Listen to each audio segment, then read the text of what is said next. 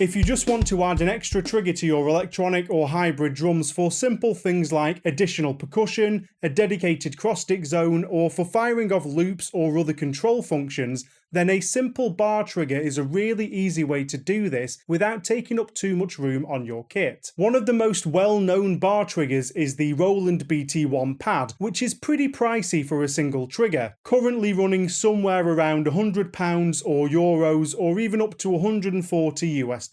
Well, there's now a lower cost solution available on Alibaba from the same supplier as the low-cost Lemon cymbals and drum pads. It cost me £51.52 including delivery, so that's just over half the price of a Roland BT-1. But the most crucial thing is, how does it perform? I'm Luke, welcome back to the eDrum Workshop, and today I'm reviewing the HXM NL-1 bar trigger.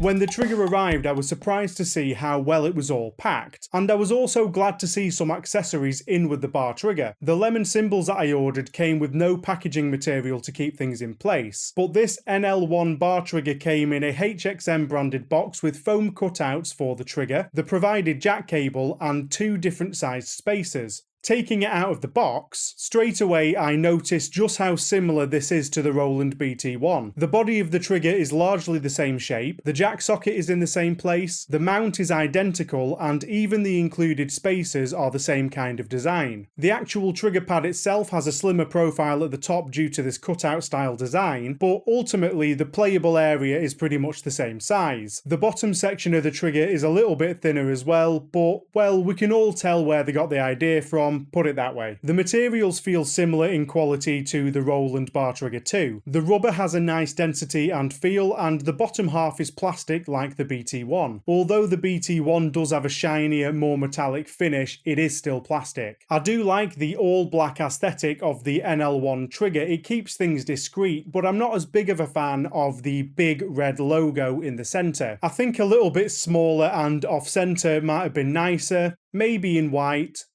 A little bit like the BT-1, but it's not a big deal at all. The HXM NL-1 can be mounted by attaching it to a tension rod on a drum pad or an acoustic drum. This is exactly the same as the Roland BT-1's rim mounting option. It also comes with 2 spacers in different sizes to allow it to be fitted to different hoops, just like the BT-1. However, unlike the BT-1, there's no documentation provided showing you what circumstances you might want to use each of those spacers for. For most electronic drum pads and acoustic drums, one of these 2 spacers will fit the bill. There are a couple of different pads that these will not mount to, like the Roland PDX-8 and other pads that are designed in that way, and there might be some non-standard acoustic drum hoops that don't fit this either. As I say though, this isn't explained anywhere with this trigger, so if you did want to know which circumstances it will work best with, you should probably download the BT-1 manual. The one obvious downside when comparing this to the BT-1 is that the NL-1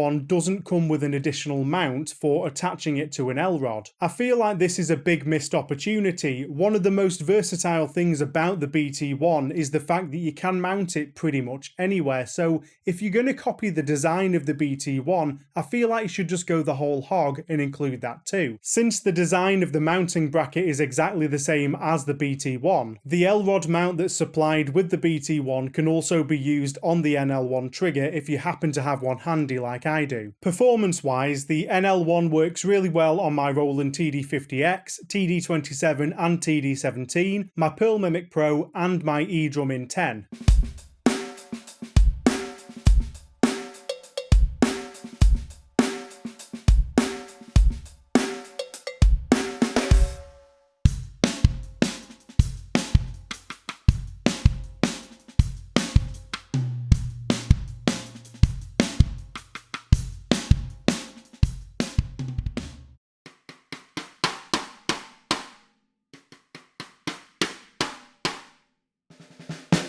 Until I tried it out, I wasn't sure if the internals of the pad would also mirror the BT-1, but they do. For those of you that are unfamiliar, there's a piezo inside like in most drum triggers which picks up your hits and the velocity of the strike, and then there's also a switch underneath the rubber which closes when you hit it, just like there is under the edge of a dual zone electronic cymbal pad. Because there's only one zone for this trigger, the switch effectively acts like a gate for unintended vibrations, so the idea is that this should never be mistriggered by the vibrations from another pad. This is a great approach for a trigger that's designed to be mounted in this way, so I'm not surprised at all that the NL-1 has adopted that method. The downside of this, however, is that despite it only being a single zone trigger, it requires a dual zone input to use that function. There's also a chance that some lower end modules won't support that function at all. Most Roland modules from the last few generations have specific BT-1 trigger presets that this NL-1 trigger will work with. The standard BT-1 setting will use the switch, whereas the BT-1 send setting will ignore the switch entirely. That does allow the trigger to be more sensitive, but it also means it's more likely to get crosstalk.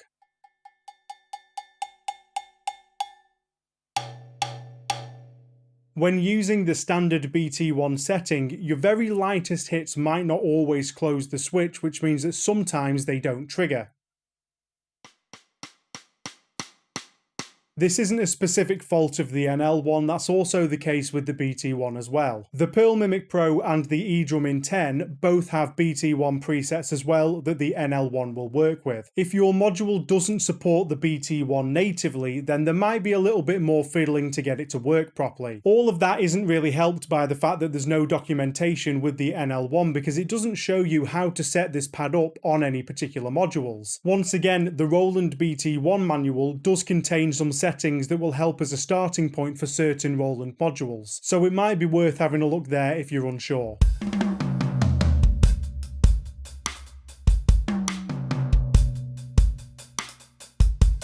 The HXM NL-1 bar trigger performs great, it feels well built, and I'm pleased with my purchase for the price. The only downside being that it doesn't include documentation or an L-rod clamp. But there are a couple of considerations that you might need to make when you're weighing up whether or not it's for you. First off, obviously, if you want to attach this to an L-rod, then it might be worth paying the extra for a BT-1. I haven't seen anywhere supplying that part on its own, and even if you did find it, it would need to be pretty cheap, otherwise the gap between the two prices is going to shrink. There are also some other well-priced alternatives worth considering, like the DrumTech trigger tube and the eDrum trigger tube. Now, I've never used either of those pads, so I don't know what they're like, and I don't think that their internals use the same kind of switch design either. They also can't be mounted quite as discreetly, they need to go on a cymbal stand, but they might be a good option for some people. Also, as always with cheap alternatives, I've not had this long enough to say whether or not the build quality is definitely going to hold up. So far, I've smacked it around a bit and nothing about the feel of it suggests that it's badly made, and my lemon cymbals have held up well over the time that I've had those too. However, you are always taking a bit of a quality control risk if you're buying cheaper gear. I'm not really sure what the deal is in regards to a warranty or returning this if it turned out there was something wrong with it. If the cost of shipping is higher for your location, or you run the risk of potentially having taxes or duty on import, then that would probably make the price a little bit less competitive. But if all of that happens to work out in your favour, then I think that this is a great bar trigger with the same functionality as the BT-1 at a more digestible price. I've got a playlist